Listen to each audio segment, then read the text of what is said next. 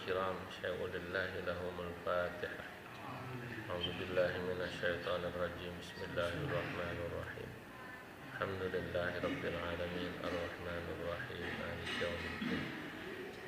إياك نعبد وإياك نستعين اهدنا الصراط المستقيم صراط الذين أنعمت عليهم غير المغضوب عليهم ولا الضالين. Makanatul Mufti.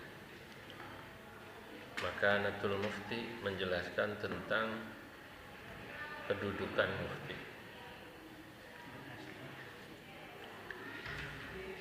Taqaddama telah lewat.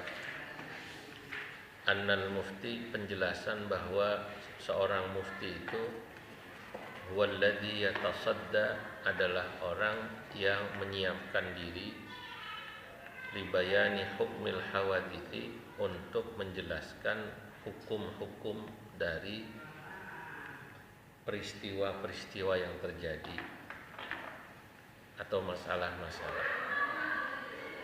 Wa yatawalla mansibal fatwa, dan mereka yatawalla, ya mana aslinya bisa diserahkan atau menyerahkan dirinya, mansibal fatwa, untuk posisi memberi fatwa.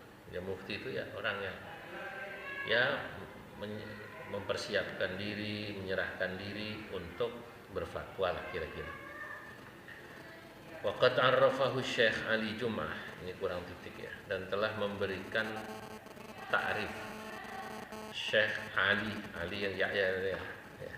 Ali Jum'ah bi annal mufti, bahwasanya mufti itu man yujibu, adalah orang yujibu, yang menjawab ma ashkala atau ushkila minal umuri, masalah-masalah yang dianggap muskil daripada masalah ad-diniyati, yang berkaitan diniyah agama.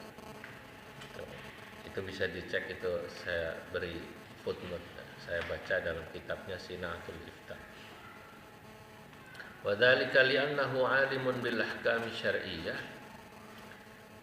Dia menjawab itu karena memang seorang mufti itu alim, mengerti bil ahkam syar'iyyati, dengan hukum-hukum syariat. Wal mustajaddah, dan juga hukum-hukum yang datang terbaru. Artinya mustajaddah, artinya ini ada barang baru atau terbarukan. Ya. Ini jawabnya bagaimana? Dia bisa jawab. Waqad atahullahu, dan Allah Subhanahu wa taala telah memberikan kepadanya minal ilmi, daripada ilmu, ma yumkinuhu, ya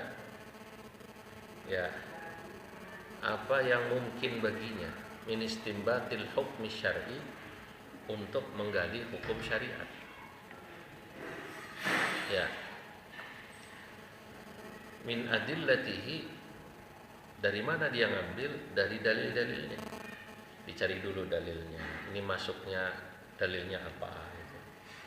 Ayat-ayat Qur'annya, hadisnya dalam klaster apa? Tsumma yusqituhu, kemudian dari dalil itu dia letakkan dalil tersebut ala halil mustafta fihi, atas keadaan masalah yang difatwakan atau dimintakan fatwa atasnya. Wah, berarti masalah ini cocoknya jawabnya pakai dalil ini. Itulah taksisan, dan seorang mufti itu dia harus taksis. Dia yang memulai menjawab. La taqlidan, bukan dia taklid. Makanya seorang mufti nggak boleh taklid. Seorang mufti nggak boleh berfatwa atas dasar fatwa orang, paham nggak kira-kira itu? Berarti dia bukan mufti. Nukil boleh, tapi dia hanya sekedar untuk pertimbangan. Ya, kalau dia ngaku mufti tapi ngambil fatwa orang, itu sebenarnya ya nggak beda jauh sama alumni PKU doang. Lu jawab begini dari mana? Fatwa MUI nomor sekian. Nah, berarti dia bukan mufti. Paham nggak? Dia soalnya ngambil gitu. Kalau dia bisa menjawab dengan dalil yang dia ambil. Nah, tapi dia boleh menjadikan katakanlah fatwa orang sebagai pertimbangan. Si Anu mau berfatwa begini, nah tapi saya begini, atau kebetulan sama, gitu loh, beda, gitu. Paham nggak? Ya. Malakatin fin nadari, yang disertai bahwa dia memiliki malakah. Malakah itu kemampuan yang melekat. Malakah itu melekat itu bahasa Arab ya. Melekat, malakatun gitu. Malakatin beserta kemampuan melekat fin nadari, dalam an-nadar. Nadar itu ya memandang satu dalil, itu nadar. Wa qudratut tarjih, wa qudratut tarjih, dan dia juga memiliki kemampuan untuk mentarjih. Kalau ada beberapa pendapat dia pilih gitu ya. Wan nadharil mustaqilli, dan dia juga punya pandangan yang mustaqil, pandangan yang utuh. Mustaqil itu pribadi gitu. Fi ijtihadi man sabaquhu, terhadap ijtihad orang yang terdahulu darinya. Artinya gini, kalau ada ulama-ulama dulu memutuskan, dia itu hanya sekedar pertimbangan, dia sendiri punya pandangan. Boleh jadi sama, boleh enggak, paham enggak? Tapi bukan karena dia mengikuti, itu bedanya. La mujarradi naqlin, seorang mufti bukan sekedar semata-mata menukil. Nah tadi yang antum tanya, mana tadi yang nanya, nah, nukil bukan nukil aja dia. Ya. Halo, halo.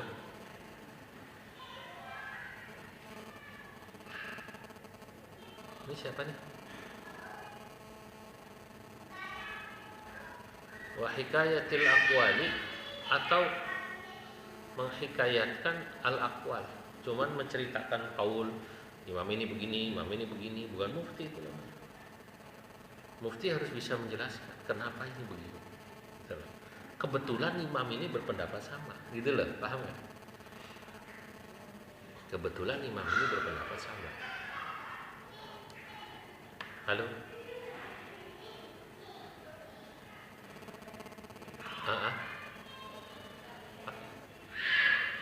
Paketnya apa? Dari mana paketnya?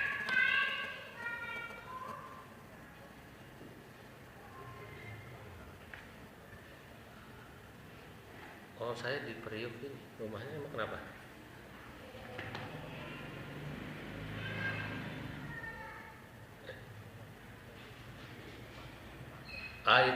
Itu rumah saya. Tapi kalau mau ke sini aja, ntar biar ada anak saya ngambil ke situ buku. Ya, tunggu waktu. Oke. Ya. Makasih. Ya, masalah ambilin buku di depan Muslimat, di depan rumah Gojek nih.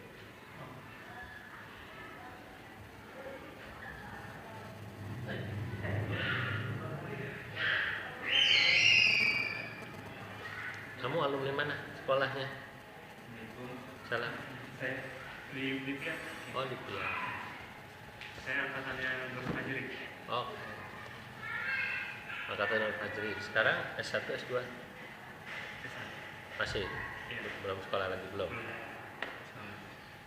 Kalau ini sama? Nah? Sekolahnya di mana dulunya?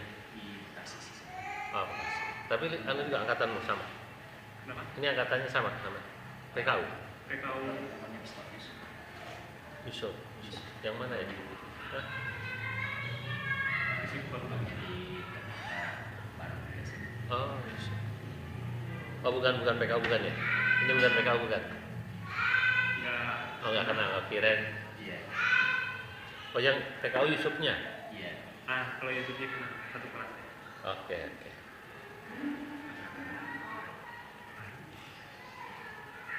Lipia. Syariah berarti kamu. Jurusannya syariah? Iya. Oh. Terus udah selesai? Sudah. Sekarang apa kegiatannya? Ngajar. Oh, ngajar. Jadi barangnya Fajri, tapi PKU-nya sesudah Fajri. PKU-nya ya. Oh, ya. PKU yang kemarin ini berapa tahun? Yang angkatan 2 tahun ya? 2 tahun juga. Oh, 2 tahun. Kalau Fajri nggak 2 tahun, angkatanmu setahun ya? Setahun tapi dipadatkan. Tapi dipadatkan. Ya, makasih.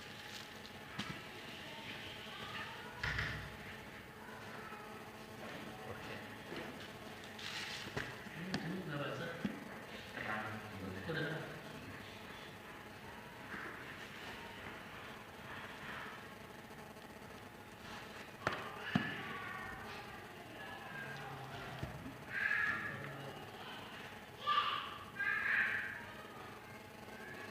Oke.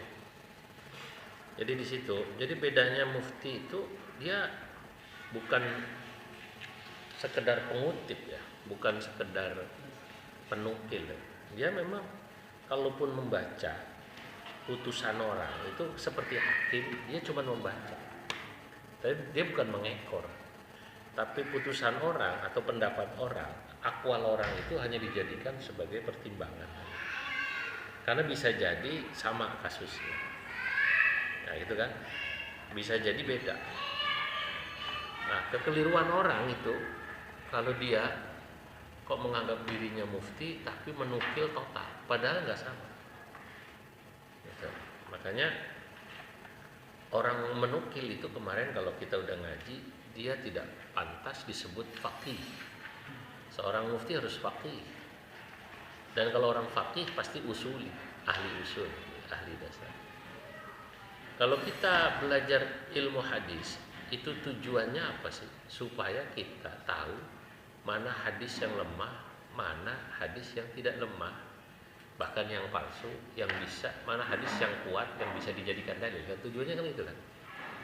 Maka kalau kita belajar ilmu usul fikih, seorang faqih dan usuli itu tujuannya untuk tahu apakah dalil yang digunakan untuk menghukumi satu hukum itu sesuai dengan usul, gitu.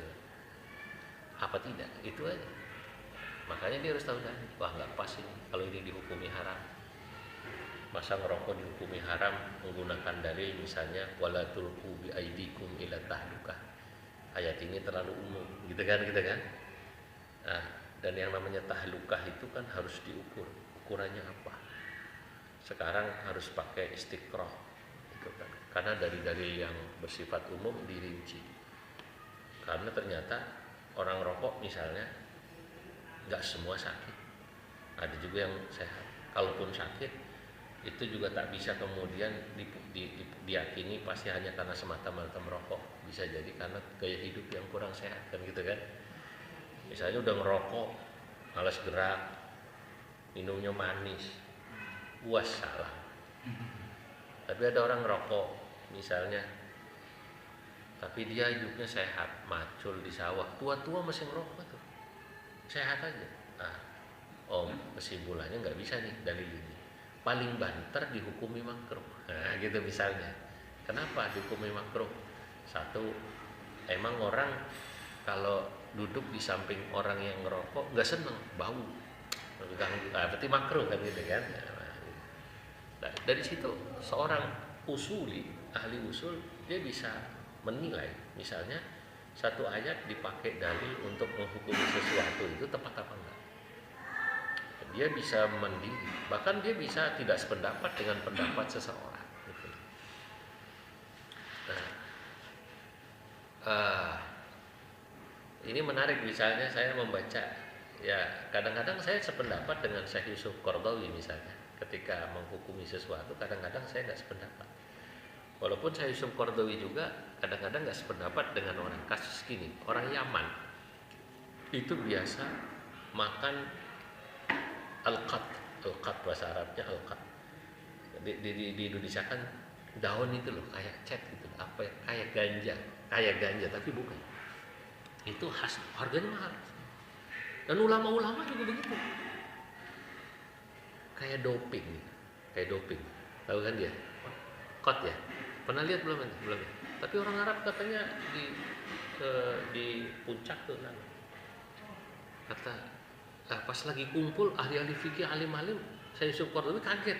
Orang sana pakai kot, makan kot. Ya sama kayak mungkin orang Timur Tengah kaget ngelihat orang NU yang pada ngerokok. Gitu kan. Ngerokok itu kalau di Timur Tengah di beberapa negara itu aib. Aib. Di Maroko itu aib. Wah, perokok itu dianggapnya sama kayak pecandu narkoba ya. Ini kan asumsi satu masyarakat. Lah kalau kayak begitu bisa lain hukumnya. Karena itu ada di sana pandangan uruf, ya kan? Ada juga pandangan yang lain. Nah, itu misalnya kalau orang Yaman, bahkan ulama Yaman, kata Syekh Yusuf Qaradawi itu makan qat itu doping. Dia bisa ngarang kitab kan makan. Itu sama kayak Kiai Syafi'i Hadzami Allah yarham, tahu ya? Itu MUI DKI dulu kan perokok. Itu sambil ngarang kitab, baca buku, merokok. Gitu. Kira-kira gitu. Cuman qat itu harganya jauh lebih mahal sekali. Untuk ukuran kita itu mahal sekali. Nah, tapi otomatis juga mereka itu menganggap itu biasa dia. Wah, Syekh Qaradawi menganggapnya itu tabdzir, membuang duit. Nah, jadi haramnya karena tabdzir. Ulama Yaman sendiri tidak menganggap itu tabdzir. Kan sudut pandang bisa lain, maka keluar pandangan bisa lain. Nah, sama kayak rokok. Muhammadiyah ngerokok hukumnya apa? Nah, NU hukumnya paling tinggi makruh. Kan gitu kan? Paling tinggi makruh. Ini sudah lain. Ini dari situ aja ada perbedaan. Nah, yang kayak begini ini itu yang disebut kemampuan an-nazar, melihat tentang dalil-dalil. Ketepatan dalil itu pas apa enggak. Nah, kemarin kita udah bahas kalau banyak orang itu yang hanya nukil. Fatwa MUI bilang begini, fatwa Muhammadiyah bilang begini, ya nggak apa-apa. Berarti dia memang bukan mufti. Kalau kiai si nukil itu berarti belum mufti, ya. Namanya disebut apa? Naqalatu fiqhin. Saya mengutip dalam bab awal di kitab ini, saya sebut naqalatu fiqhin, penukil masalah fikih, kan gitu kan? Dia hanya pengutip lah, bahasa kitanya tukang kutip ya. Sama seperti orang nulis buku, tapi ternyata dia isinya cuma al-jam'u wan naqlu. Wa ma li fi hadzal kitabi illa al-jam'a wan naql. Tidaklah saya dalam kitab ini isinya kecuali menukil sama menyusun. Tidak ada yang baru, tidak ada penjelasan pandangan, tidak ada informasi baru, gitu kan? Nah, itu bedanya kayak gitu kira-kira. Nah, ketika dia menjelaskan pandangannya terhadap satu kasus, berarti ada pandangan dia di sini. Nilai ilmiahnya lebih. Ya, menyusun, menukil juga udah kerjaan, dihargai itu. Tapi nilai akademiknya itu di bawah lah gitu. Katanya, saya benar apa enggak? Saya nggak tahu, nggak pernah kuliah gitu. Antum S1 nulis nggak di LIPI? Nulis. Aja. Oh, ya lumayan. Wa mali illal jam'a wan naql. Ya, tapi emang kalau level S1 biasanya masih begitu. Ya. Ya. Padahal kita sama-sama LC. Kamu LC? Saya LC juga. Lulus Kopik.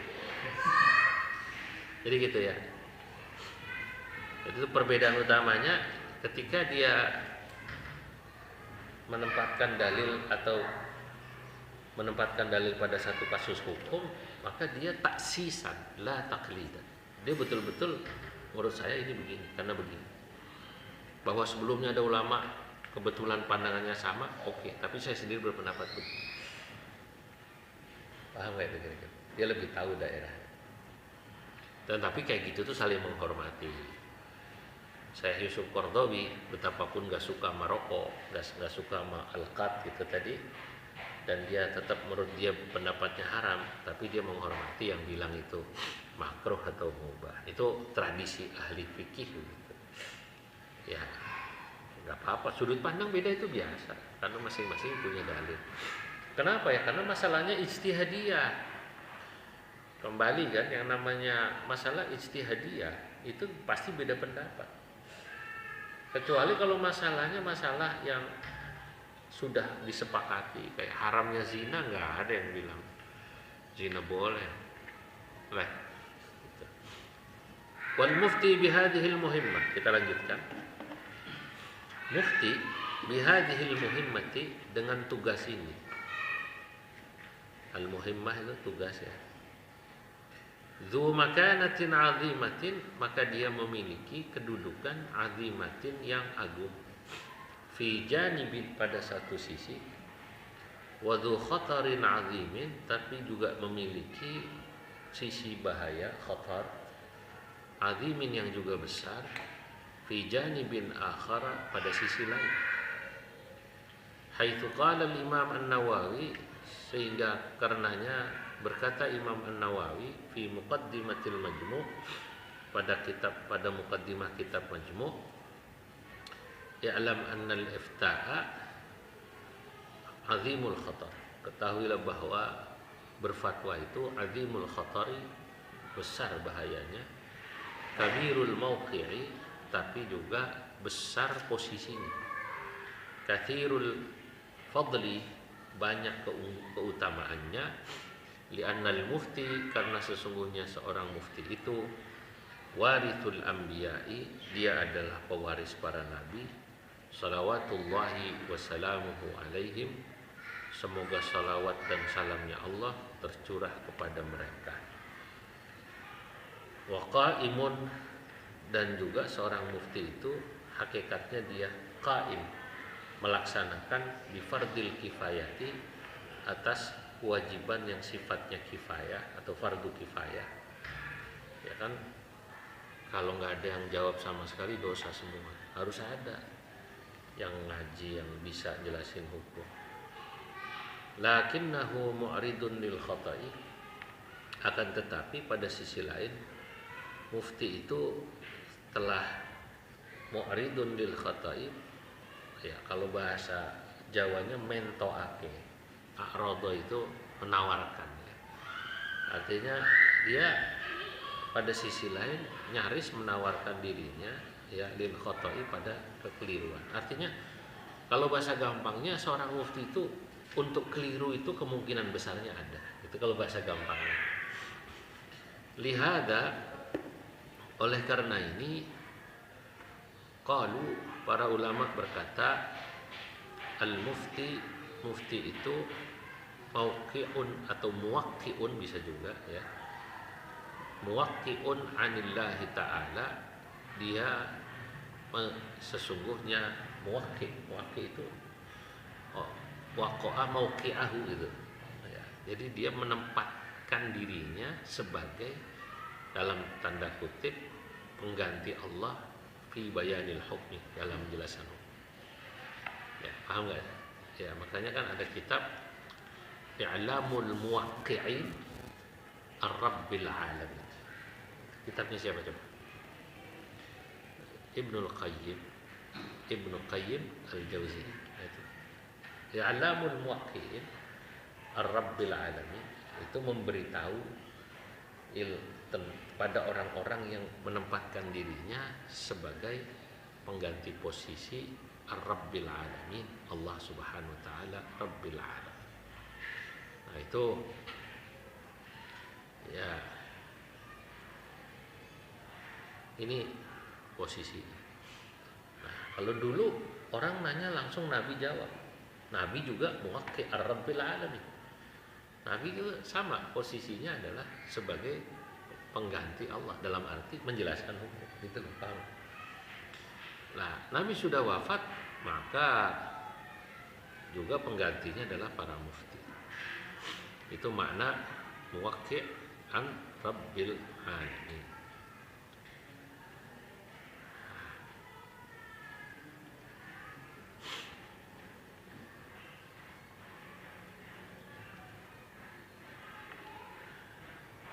Fal mufti ka khalifatin Nabi sallallahu alaihi wasallam.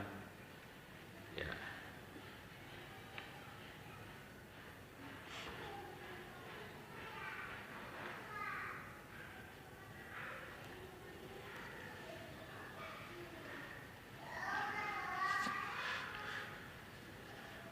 Maka seorang mufti itu ka khalifatin Nabi sallallahu alaihi wasallam. Saya sekaligus ngelihat terjemahan yang dikerjain anak-anak alumni Mesir ini. Dia banyak terjemahannya kurang pas. Ini udah diterjemahkan kitab ini sama anak alumni Mesir.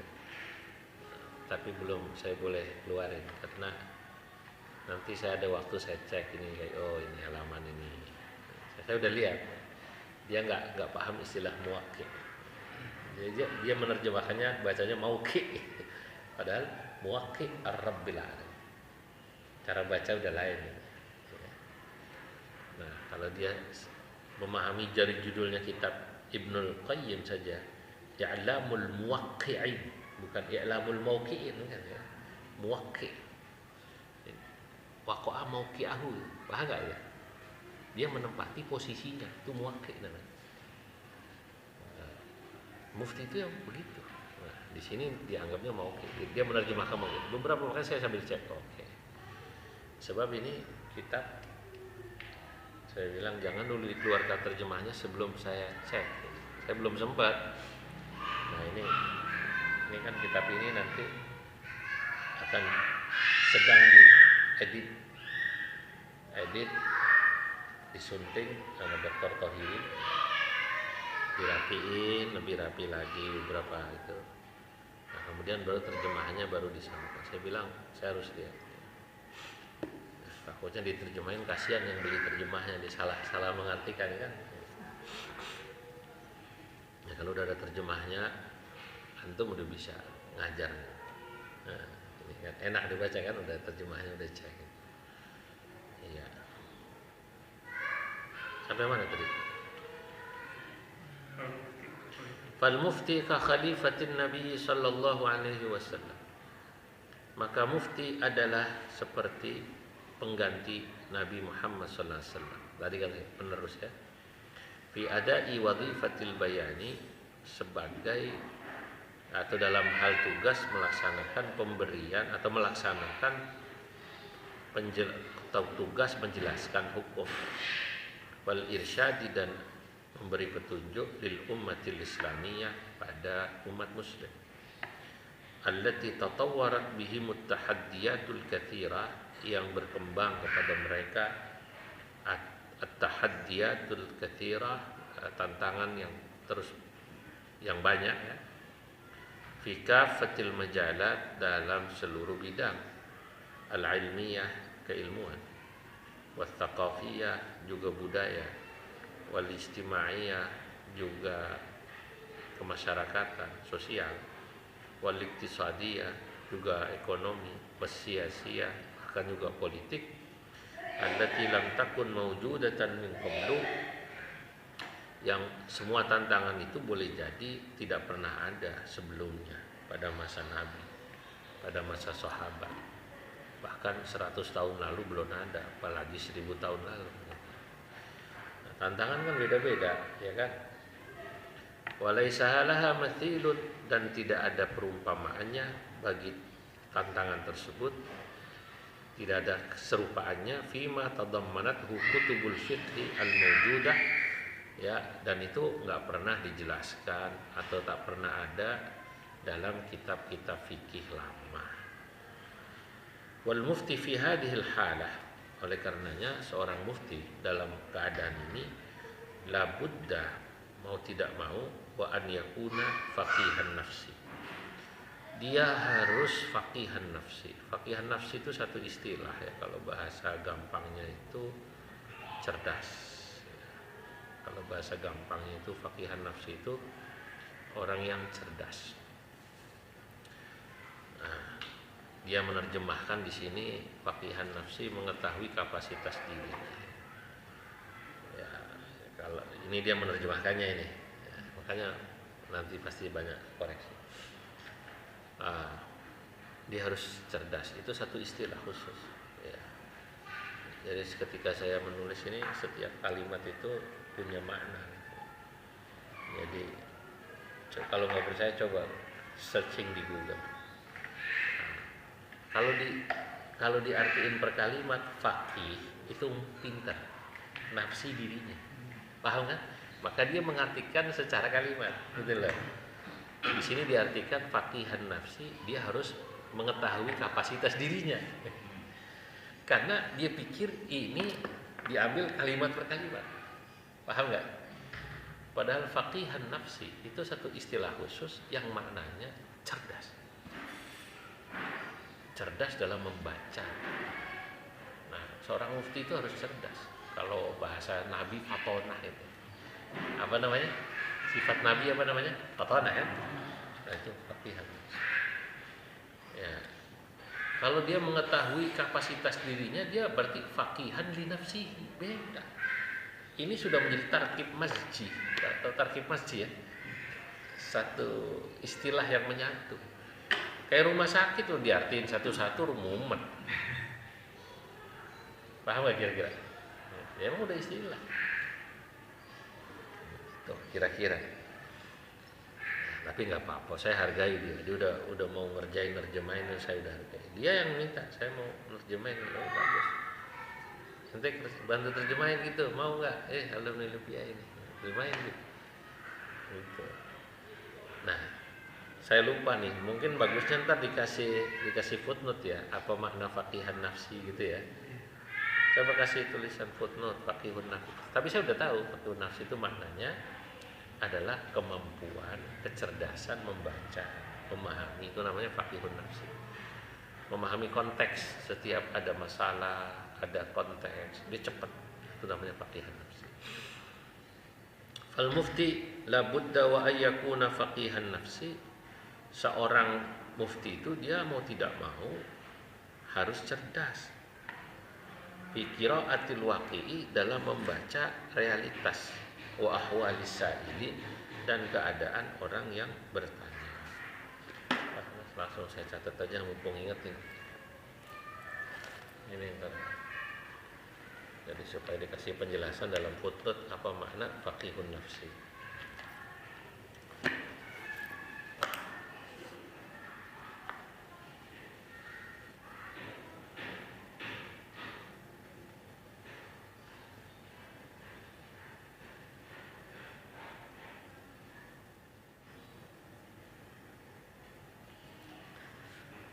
Baik, tapi untuk sampai ngaji ya, jadi langsung tahu maknanya.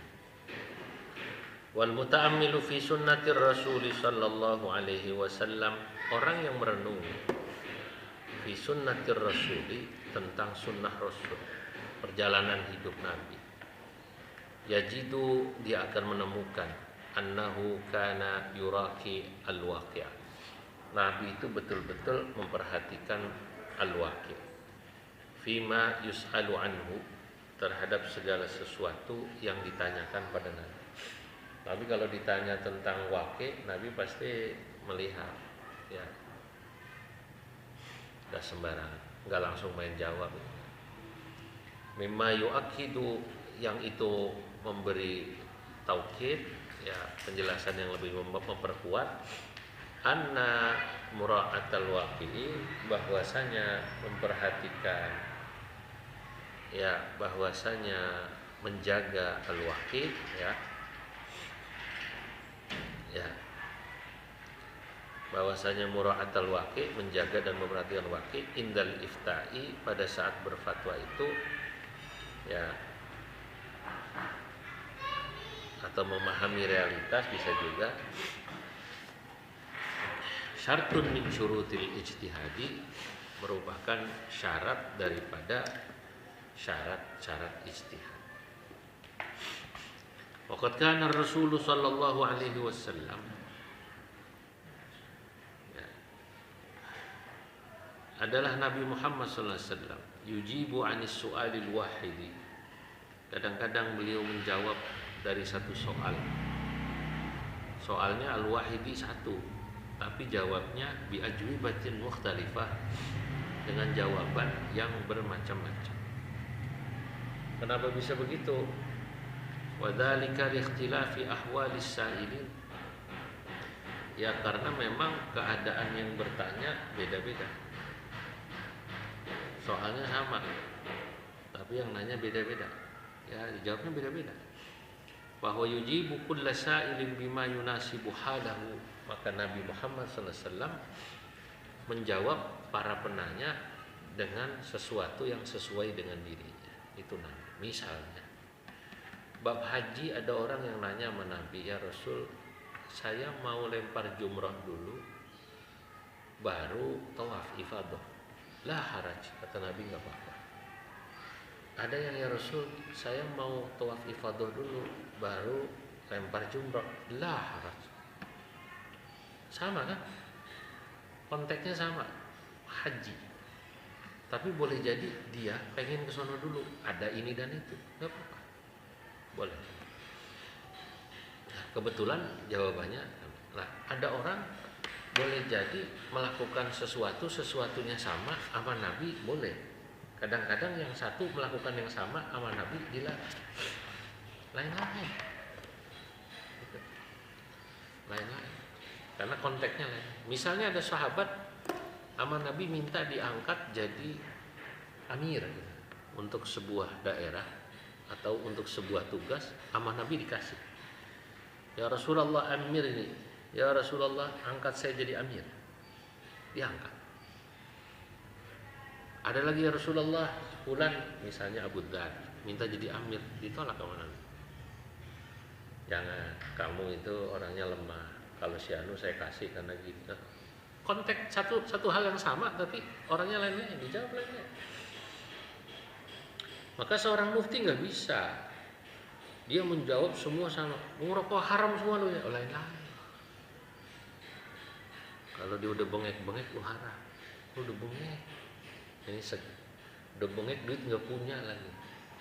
Haram. Kalau yang ini sehat, badannya sehat, kantongnya sehat, paling banter makruh. Kira-kira gitu tuh. Nah, boleh jadi ada orang kalau nggak ngerokok pusing, ya buat ente mubah. Gitu, paham nggak? Ya, boleh jadi gitu. Udah lah. Ada orang yang katanya gitu. Bener apa enggak? Saya juga bukan perokok. Dia katanya kalau gua ngerokok pusing. Ada yang gitu ya? Ada ya? Nah, katanya sunnah, tapi kalau sunnah hebat amat sunnah. Kecuali kalau dia bilang kalau nggak ngerokok sakit, nah itu baru dia wajib. Nah iya, kalau nggak ngerokok sakit. Ya kalau pusing doang gitu, udah sakit tuh. Ya, sakit kalau nggak ngerokok ya. Itu dia kalau nggak ngerokok nggak bisa ngajar, pasti mubah ya. Ya mubah. Ngajarnya apa ngerokoknya yang mubah. Ya, jadi gitu. Jadi itu contohnya begitu, nggak bisa. Seorang mufti itu dia nggak bisa menghukumi sama orang lain. Nah, makanya seorang mufti dia bilang kalau dia ditanya hukum, Pak, saya mau nanya, suami saya itu pelit. Itu kayak kasusnya Hindun ya, istrinya siapa namanya? Abu Sufyan. Saya kalau nggak ngambil uangnya nggak bakalan dikasih, padahal anak-anak butuh. Dosa nggak saya gitu? Oh enggak, katanya. Nah, boleh ambil sesuai dengan kebutuhanmu dengan cara yang ma'ruf gitu kan?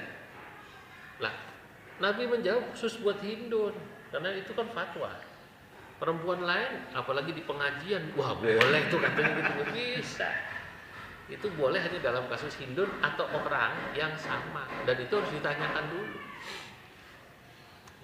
Ntar katanya boleh tuh, tadi ngaji katanya ngambil duit bapaknya boleh, nggak usah ngomong cacat gitu. Jadi gitu kasus. Wa qad tadafaratil adillatu minas sunnati ala wujubi mura'atihi, dan telah sempurnalah atau banyak tadafarat al adillatu dalil-dalil ya minas sunnati daripada sunnah Nabi ya. Ya. Ala wujubi mura'atihi, bahwa orang harus memahami keadaan itu ya, memahami realitas. Wa qad lahadha ulama'ul muslimin min salafi hadhil ummah, dan telah memperhatikan ulama-ulama muslimin daripada salaf umat ini, wa ala ra'sihimus sahabat radhiyallahu anhum, utamanya adalah sahabat radhiyallahu anhum, walla'immatul mujtahidun, dan para imam mujtahid, min ba'dihim, sesudahnya mereka memperhatikan ya hadzal waqi'a, akan adanya waqi' ini, realitas ini. Wa yadullu ala dzalika, dari mana dasarnya, dan menunjukkan atas bagaimana perhatian para sahabat dan para imam mujtahid atas waqi' adalah ikhtilafuhum fil ahkam. Nah, disitulah kenapa mereka berbeda hukum. Allati kanu yusdirunaha, kan atas hukum yang mereka keluarkan.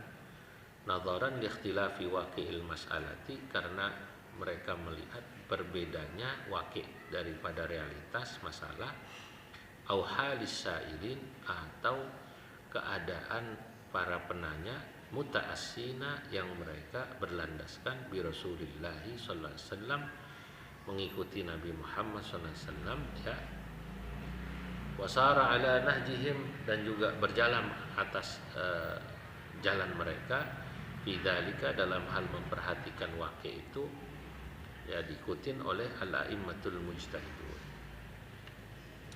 Saya beri contoh ya, Imam Hanafi itu tinggal di Kufah. Kufah itu metropolis, beda sama misalnya Imam Maliki yang tinggal di Medina, cenderung kota santri. Udah gitu, Kufah itu memang awalnya daerah Irak, Persia, yang orang non muslim, kemudian banyak yang masuk Islam. Islamnya baru, ya, beda dengan Medina. Nah, maka misalnya beberapa fatwa Imam Hanafi itu cenderung memang lentur karena melihat waqi'. Contoh, Imam Hanafi memperbolehkan perempuan ke pasar, jualan, beli. Oleh karenanya juga memperbolehkan perempuan ke ladang. Dan karena itu mungkin pada saat dia ke pasar ke ladang, tangannya kebuka atau kakinya, namanya ke sawah, mungkin naik dikit. Itu Imam Hanafi. Ya, juga banyak hal. Itu kan berarti beda realitas. Nah, yang kayak begini lain-lain. Kalau di kampung ada kiai bilang sekolah laki perempuan kalau satu kelas haram. Yang di sana laki perempuan beda kelas ya. Nah, begitu dia ke kota bingung. Kota sekolahan laki perempuan sekelas ya kan? Yang bukan pesantren ini. Nah, iya. Apalagi yang negeri ya, nggak bisa dihukumi sama. Nah, sebenarnya apa sih haram? Haram itu kan kalau timbul fitnah. Nah, kalau dia bisa menjaga fitnah ya nggak haram. Dan kedua juga kalau realitasnya sulit untuk dipisahkan, mau bilang apa? Nah, ada misalnya kita tahu di perkotaan ngaji laki perempuan udah campur ya. Di beberapa daerah itu laki ngaji sendiri, perempuan sendiri, dan kalaupun dicampur pasti dikasih sekat, gitu kan? Kita hormati, tapi mereka yang misalnya melihat pengajiannya masih campur, dia harus menghormati juga. Sebab apa? Ternyata begini. Zaman Nabi Muhammad SAW sendiri, kalau kita lihat, itu sahabat laki perempuan itu ngaji awalnya bareng satu masjid, bahkan pada masa Umar bin Khattab masih. Salah satunya dulu itu biasa, misalnya Nabi, sahabat Umar, kalau ngaji itu di masjid, lalu ada tanya jawab. Satu saat datang pada Umar bin Khattab, beliau jadi khalifah, mengadu para laki-laki yang masih pada jombloan. Nah, kenapa mereka masih jomblo, nggak nikah? Karena merasa keberatan atas mahalnya mahar mas kawin mahal. Pidatolah kemudian Umar bin Khattab sebagai khalifah, telah mengadu kepadaku para laki-laki yang tidak bisa menikah karena mahalnya mas kawin. Ya. Nah, karena mahalnya mas kawin. Nah, ini Kemudian maka hendaknya janganlah mas kawin itu melebihi 200 dirham misalnya. Begini. Ya. Perempuan ngacung ibu-ibu. Wahai Umar bin Khattab, wahai Khalifah, kenapa Anda membatasi sesuatu yang tidak dibatasi oleh Allah Subhanahu wa taala? Ya. Di mana Allah Subhanahu wa taala berfirman dalam Al-Qur'an, apabila kemudian si perempuan dan laki-laki sepakat ada kintar, apa ya, masya Allah, coba kalimatnya. Jadi saya ingat ini. Saya kalimatnya saya ingat kintar. Kalau nggak salah di surah kintaran.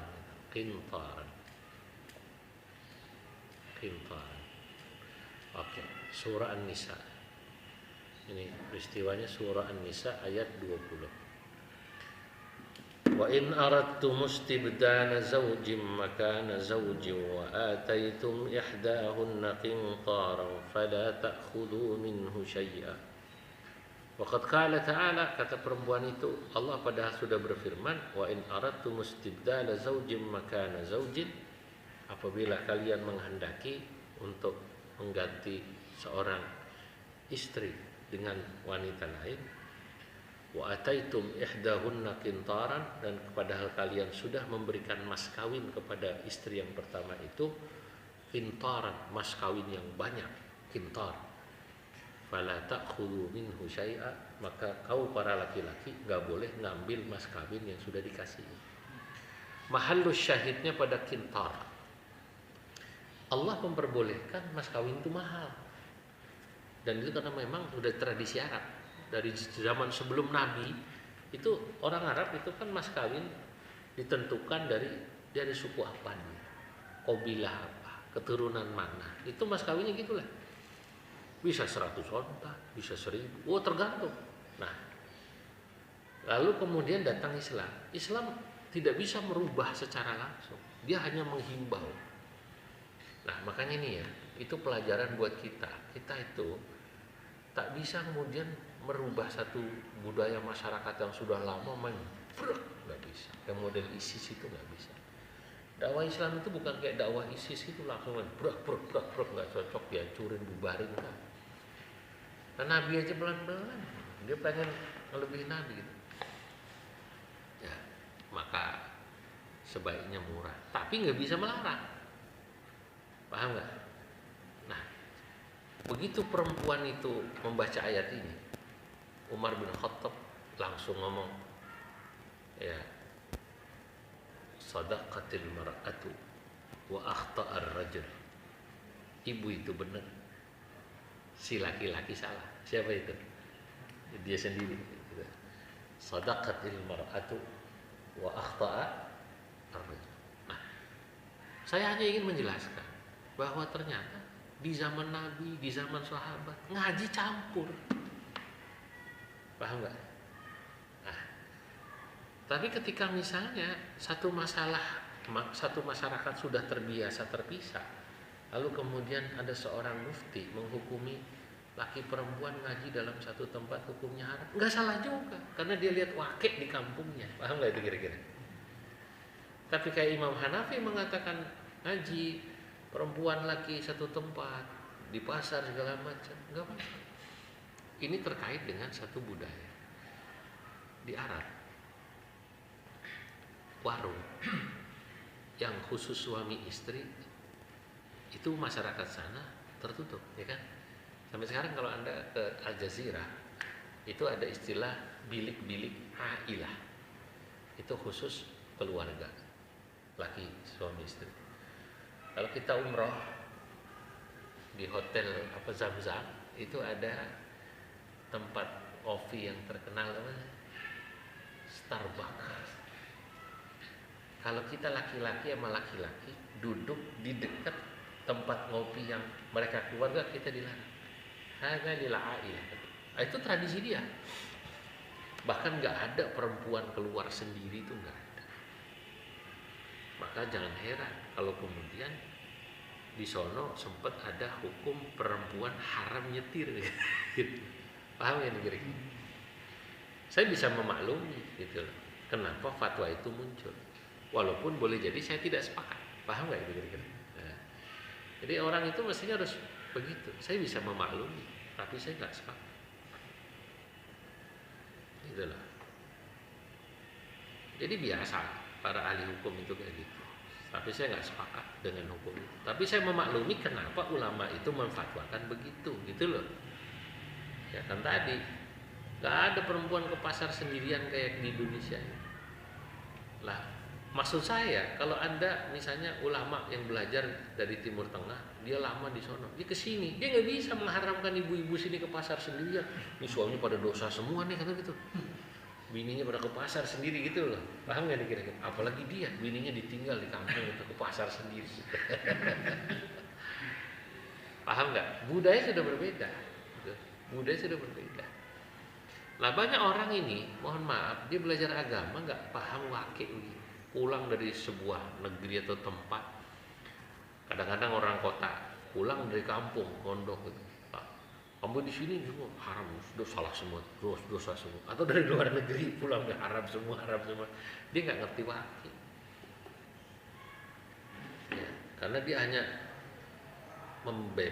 membeo dari apa yang dia lihat tanpa melihat sumber atau akar masalah. Ini yang paling krusial sesungguhnya dari seorang mufti. Dia harus memahami wakil, mura'atil wakil, atau bahasa gampangnya memahami realitas. Itu penting. Lalu kemudian dicocokin zaman Nabi bagaimana? Oh begini, ya sudah. Wa min huna na'lamu, dari sinilah kita tahu annal waqi'a, sesungguhnya yang namanya memahami waqi' atau realitas, asasul fatwa adalah asas, dasar daripada fatwa. Alaihi tambani, atas waqi' tambani, terbangunlah sebuah fatwa, terbinalah, bina kan berdasar ya. Wa minhu tantaliku, dan dari waqi' juga memahami realitas, tantaliku, berangkatlah sebuah fatwa. Wa ala hasabi tasawwurihi wa fahmihi, dan melihat hasabi tasawwurihi, dari sisi tasawwurnya ya.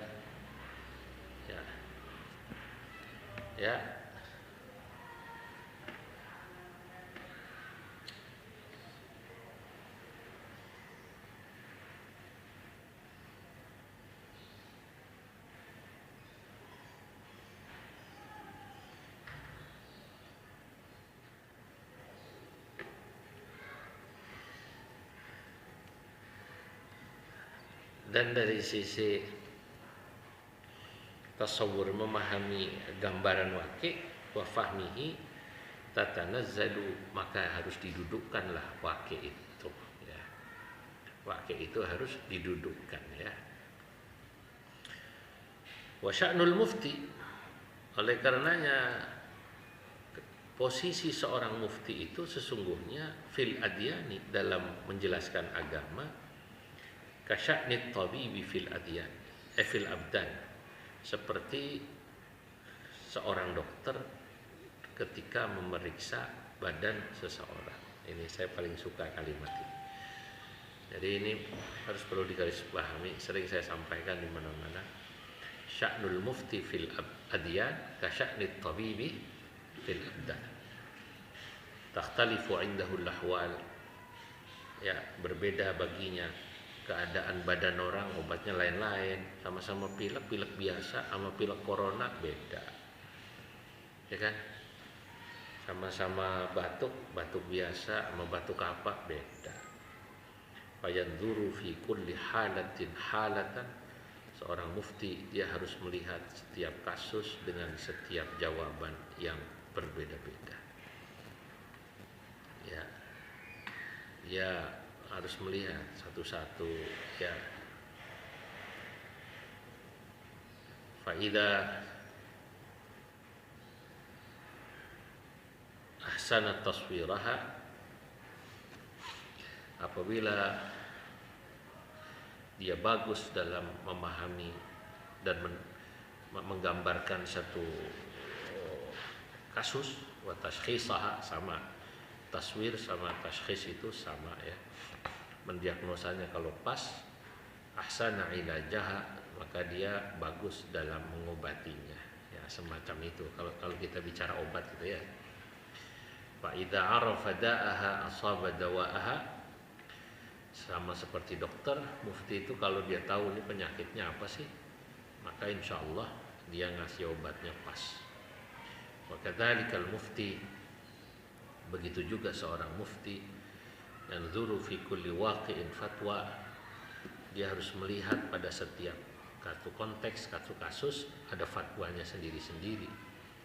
Fa idza fahima waqi'aha, apabila dia paham terhadap realitasnya, adraka taswiraha, dia bisa mendapatkan gambarannya daripada waqi itu. Wa adraka ba'da dzalika takifaha, dan dia kemudian bisa juga memahami bagaimana takyifil fatwa. Takyif itu ya sebenarnya kalau bahasa gampangnya itu membagaimanakan. Kaifah itu kan membagaimanakan. Kalau bahasa kitanya, kalau dalam bahasa fatwa, takyifil fatwa itu menjawabnya, memprosesnya gitu.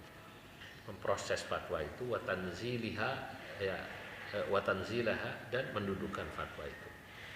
Fakana lil mufti labudda lil mufti, oleh karenanya seorang mufti mau tidak mau atau haruslah ayyakuna aliman li zamanihi, dia adalah orang yang memahami kondisi zamannya, wa auqatihi, dan waktunya.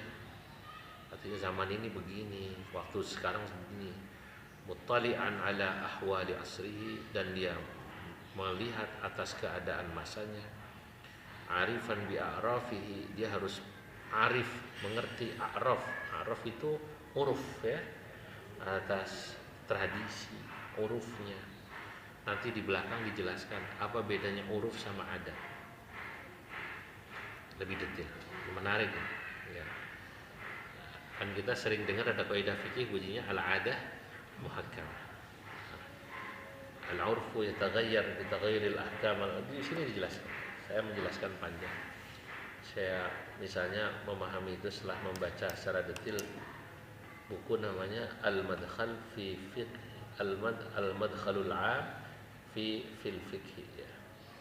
Atau kadang-kadang ditulis dengan judul Al-Fiqhu ala thawbihil jadid, fikih dalam bajunya yang baru. Itu Syekh Mustafa Ahmad Zarqa, ada 3 jilid. Nah, cuman saya ambil beberapa poin-poin penting. A'raf itu ya kepada budaya-budaya, uruf-uruf, wa bi'atihi, dan bi'ah lingkungannya, mudrikan li wasailihi wa adawatihi, yang dia juga bisa memahami, menemukan ya li wasailihi, terhadap apa namanya wasilah-wasilah atau alat-alatnya ya, wa adawatihi, dan alat-alat.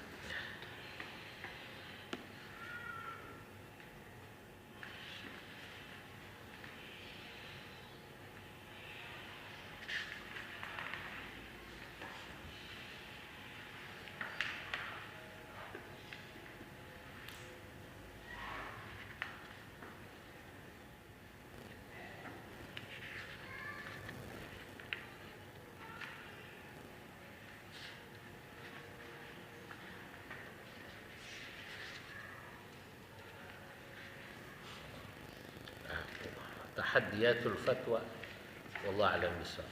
Nanti di belakang itu dijelaskan bahwa